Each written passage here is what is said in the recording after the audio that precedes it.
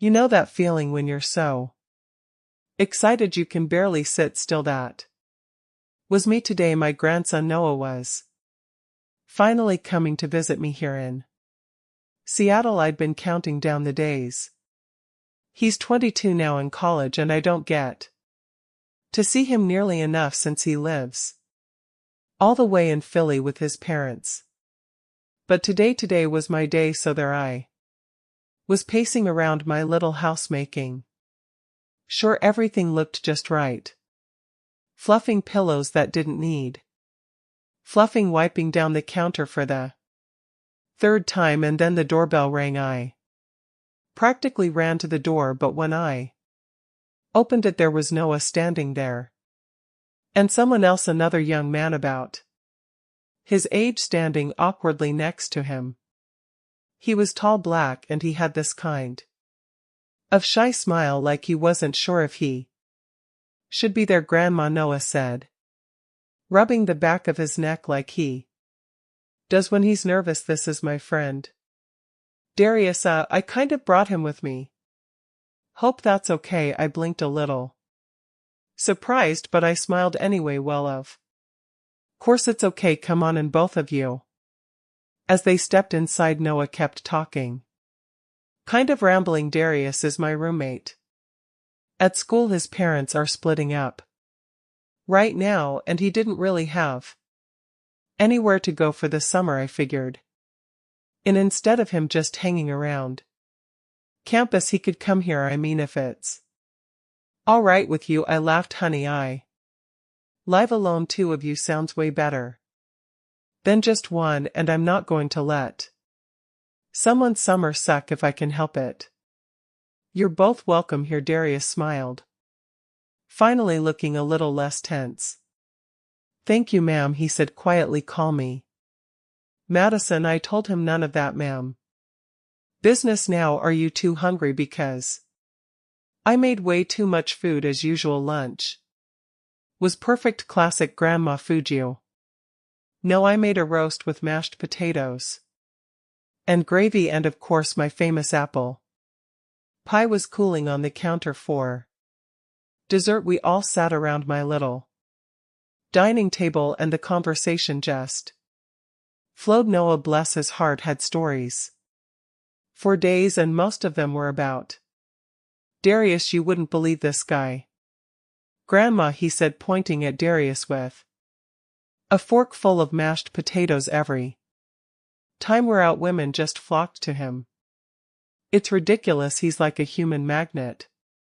I despise him. He said it with a grin, clearly kidding, but Darius just laughed and shook his head. I can't help it if I'm charming, Darius said, flashing a smile that could have powered the whole house. I couldn't help but notice how true it was. Darius had this easy confidence about him, but not in a cocky way. It was just natural. His voice was rich and smooth, like one of those late night radio hosts, and his face, let me tell you, the boy could have been a movie star. His jawline was so sharp it looked like it was carved out of marble, and his skin, this beautiful deep earthy tone, was flawless. And don't even get me started on those lips, full, soft looking, and well, you get the idea. I don't know what came over me, but I realized my jaw was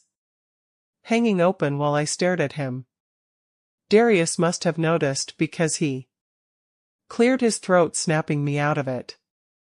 Oh, I blurted out, fumbling for something to say. I was just thinking about what to cook for dinner tonight for you two.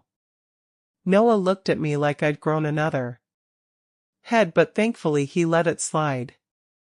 Darius just chuckled, and I tried to shake off whatever weird spell I'd fallen under. After we finished eating, we moved out to the front yard to sip coffee and enjoy the sunshine. My lawn was a bit, well, let's just say it was overdue for a trim. Darius glanced around and then grinned. Miss Madison, we need to trim your bushes. They're getting out of control. I nearly choked on my coffee. Excuse me, he laughed, holding up his hands. I meant the lawn. Look, there's grass growing everywhere. Why don't Noah and I take care of it for you? Oh, I said, feeling my cheeks flush. Right, the lawn. Sure, if you two don't mind. Not at all, Noah said, already heading for the tools in the shed. As they got to work, I stood there watching them, Darius laughing as he showed Noah how to use the trimmer properly, both of them looking so full of light.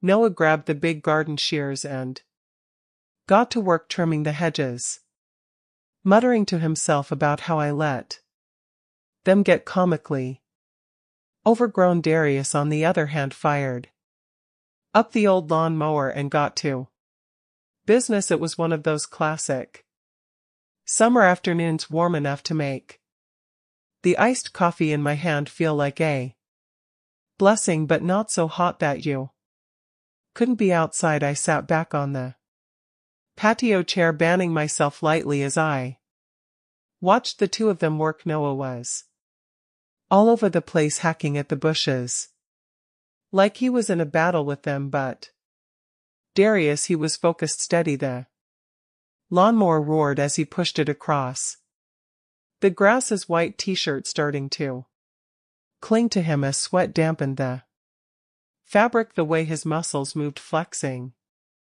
with each step he took, caught my attention in a way that surprised me. His broad shoulders and lean frame had this effortless grace, like he could have been on the cover of a fitness magazine without even trying. And there I was, sitting in my patio chair, sipping my coffee and staring like some Slavic teenager. My heart swelled, not just with admiration, but with this odd mix of emotions I couldn't quite put my finger on. It didn't make any sense. I mean, come on, I'm 67, I've been through a marriage, a divorce, raised kids, and now grandkids, but something about Darius's presence stirred up feelings I thought had gone dormant long ago. Was it his charm, his confidence, or maybe it was just the simple fact that I'd been so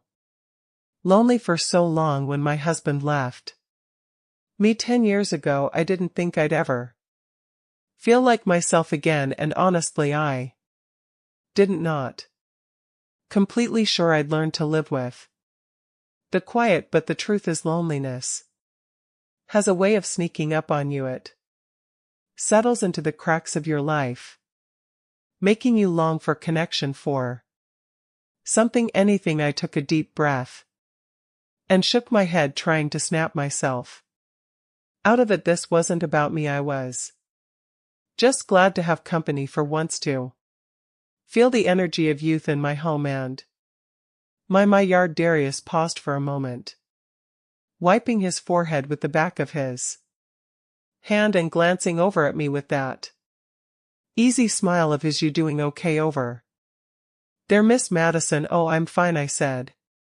quickly sitting up a little straighter. You two are doing such a great job out there. I might have to hire you both full time. He laughed, a low, rich sound that sent a little flutter through me. I tried very hard to ignore. Don't tempt me, I might take you up on that, I smiled back, hoping he couldn't see through me. As they worked, I reminded myself that this was just a fleeting moment of connection, a reminder of what it felt like to have people around after they finished with the lawn. Darius walked up to me, wiping his forehead with the back of his hand.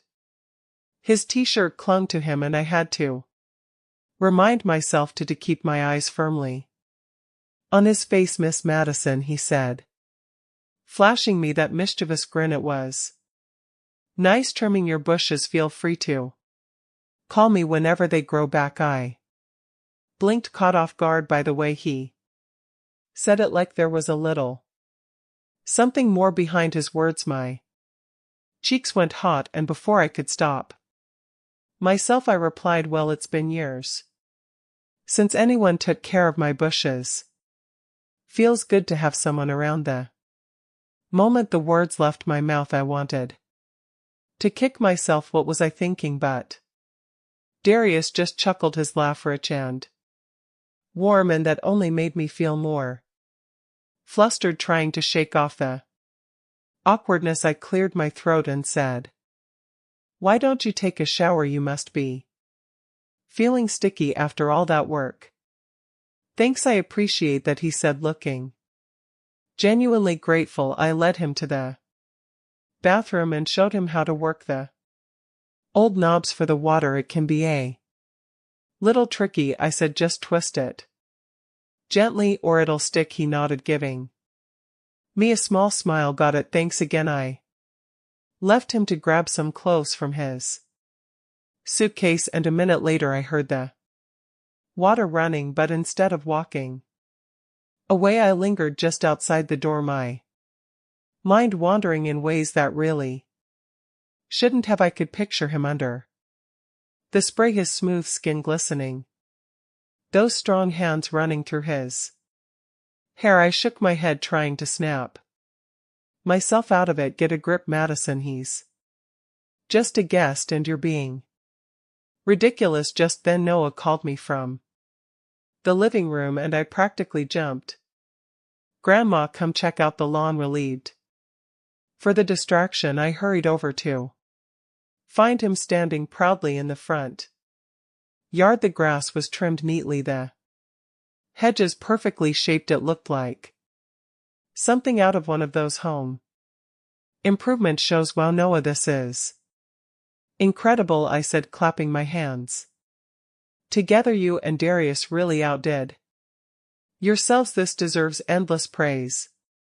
He beamed at me and I pulled a crisp $100 bill out of my pocket, handing it to him. "Grandma, what's this for?" he asked, his eyebrows shooting up. "Consider it a tip," I said with a wink. "Just like when you were little and I'd slip you pocket money after you helped me with chores." He laughed, taking the bill. "Ma'am, this brings back memories." "Thanks, Grandma, it's nothing," I said, patting his arm. "Just my way of saying I appreciate you." As I walked back into the living room, Darius had just come out of the shower. His hair, those perfectly twisted dreadlocks, was still damp, and he looked even more striking than before. He had this glow about him, like he was a walking ad for confidence and vitality. The way his freshly washed t-shirt hugged his lean, muscular frame didn't help matters either. I felt a strange flutter in my chest and immediately scolded myself. "What are you even thinking, Madison? Get a grip, you're 67, for crying out loud." I smiled politely, excusing myself as the two of them sat on the couch laughing and talking about their college adventures. They were so full of life, their voices filling my quiet home with an energy I hadn't felt in years. I slipped into my bedroom, closing the door gently behind me. My heart was racing and I didn't know why. I caught my reflection in the mirror and for a moment I just stared. "What are you doing, Madison?" I whispered to myself, but the thoughts wouldn't stop. My mind wandered. What would it be like to have someone like Darius in my life, to feel that warmth and connection again? I pictured him standing here in my room, his laughter echoing off the walls, and the thought made my cheeks flush. Then reality hit me like a bucket of cold water. I looked closer at my reflection, the lines on my face, the silver streaks in my hair, the skin that had lost its youthful elasticity long ago. I sighed, shaking my head. "Stop this nonsense," I told myself. "You're not some lovesick teenager." But the truth was, Darius had stirred something in me that I thought had been buried forever. After my husband left, I'd settled into a routine that felt safe. Breakfast with the ladies at the cafe, Day afternoons with a book in my lap and evenings talking to my cat as if he could respond. It wasn't exciting, but it was comfortable now, though something inside me felt different, alive, like I was waking up from a long sleep. I wasn't just Madison, the lonely divorce with the quiet house. I felt like a version of myself I hadn't seen in decades, a version that wanted to live, to feel, to be something more. I sat in my rolling chair, still dressed in my floral blouse and sensible slacks, and I thought about Darius, his abs and those ripped biceps that looked like they could bench press a car. I thought about what it would feel like if he held me, if those strong arms wrapped around me and pulled me close. My hands slipped there without me even realizing. It had been so long since anyone had made me feel this way. It was wrong, I knew that, but my imagination was wild now, and I couldn't stop it. I pictured him walking in, catching me in this vulnerable state, and instead of being weirded out, he'd just smile and come closer. But that's where I drew the line. I couldn't let myself go there, not really, so I took a deep breath, stood up, and smoothed out my clothes. You're going to keep it together, Madison, I told myself firmly. You're going to be the perfect host, and that's it. But as I walked back out to join them, my heart was racing and my thoughts were anything but pure. I wasn't going to let my silly feelings get the better of me. I joined the boys on the couch, have a nice normal conversation, and remind myself that I was the adult in the room, an adult who really needed to get a grip. Mind if I join you too? I asked as I stepped into the living room. Of course not, Grandma, Noah said, scooting over to make room for me. Darius gave me a little grin, one of those lopsided ones that made my stomach do an annoying little flip. The more the merrier, he said, his voice as smooth as ever. I sat down beside them, and they were in the middle of a story about some road trip they took last spring. Noah was recounting how Darius had managed to charm their way out of a speeding ticket. Can you believe it, Grandma? The cop pulled us over, and I thought, well, this is it, we're doomed. But then Darius just flashed his smile and started talking, and by the end of it the guy let us go.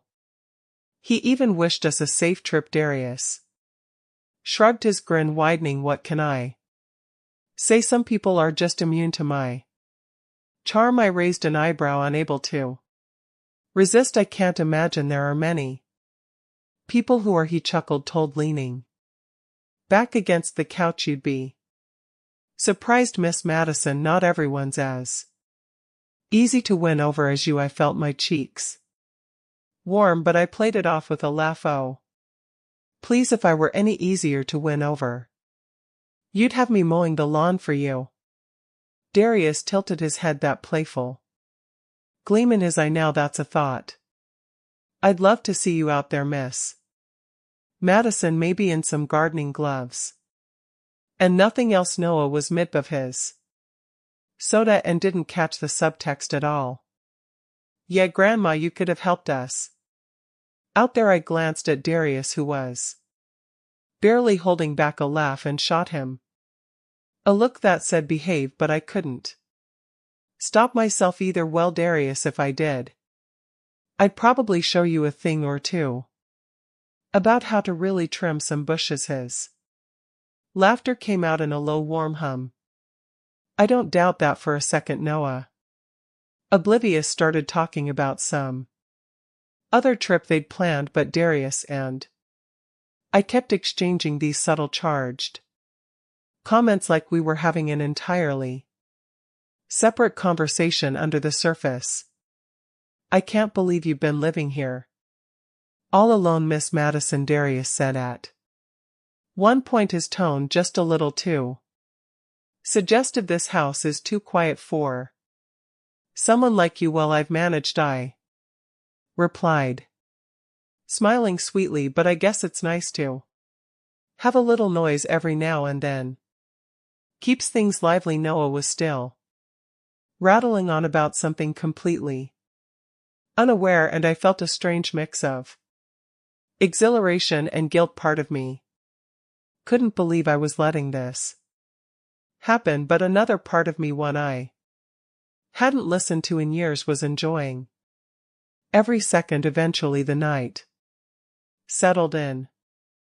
I made sure both their beds were ready and tucked in the fresh linens. All right, boys, I said as I finished up, have a good night. Sleep well. Noah gave me a tired smile. Thanks, Grandma. You too. Darius nodded, flashing me one of his signature grins. Good night, Miss Madison. With that, I headed to my own room, hoping to finally get some sleep, but as the hours dragged on, I couldn't seem to shake this restlessness that had taken root inside me. My mind wouldn't settle no matter how much I tried to convince myself that I was overthinking everything. The house was so quiet now, the lively chatter of the day replaced by stillness, and it only made my unease worse. I paced my room for what felt like hours, the soft padding of my slippers barely making a